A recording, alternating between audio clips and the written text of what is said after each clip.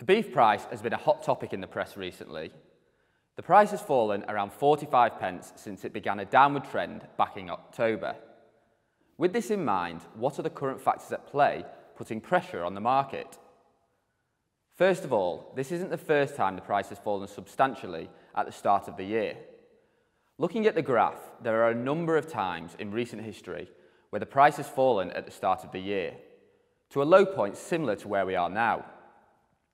The difference this year is that the drop has come on the back of 2 years of relatively high prices. Historically, prime cattle prices drop in the first half of the year due to weaker demand for prime cuts.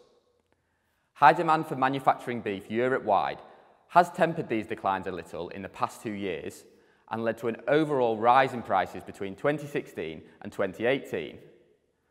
So, while declines early in the year are not unusual, there are a number of factors that continue to put pressure on the UK market. Higher production for much of the year has been caused by an increase in both cow and prime cattle carcass weights, despite slaughter numbers being relatively stable. This likely stems from a forage shortage, which has led to an increase in hard feed being used, coupled with good weather at the start of the year, which has boosted growth rates. This has then been exacerbated when abattoir queues and waiting times started to build up. Irish cattle slaughter is also up significantly this year, around 7% ahead of 2018 levels. This is having an impact on import and export markets across the EU. Although exports from Ireland to the UK directly are down, Irish exports to the rest of the EU are up significantly and at much lower prices. This is weighing on the European market. Meanwhile, UK exports are higher in volume, but like Ireland's, are going to the continent at a lower price. In contrast, UK imports as a whole are down compared to 2018. The trade balance should provide some relief to the pressure on the market, but currently not enough to outweigh the other factors. Poor demand in both the retail and food service sectors isn't helping either. Overall, in the last year, primary beef sales in the retail sector are down around 2%.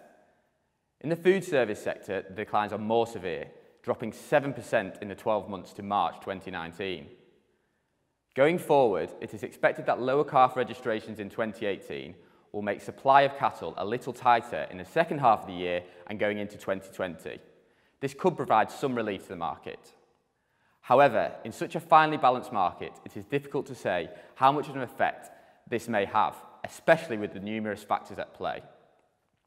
I mentioned in my last video the effect of African swine fever in China is likely to impact all protein markets, including beef, which will also play a part. How the market will play out for the rest of the year is uncertain, to say the least. However, with decent grass-growing weather at the start of the year, forage supply should be reasonable. Coupled with a falling straw price and pressure being placed on the feed wheat and barley markets, some on-farm costs could be reduced going into the winter. Take a look at the link to our outlooks in the description below, which were published at the beginning of August and go into more detail about what can be expected going forward.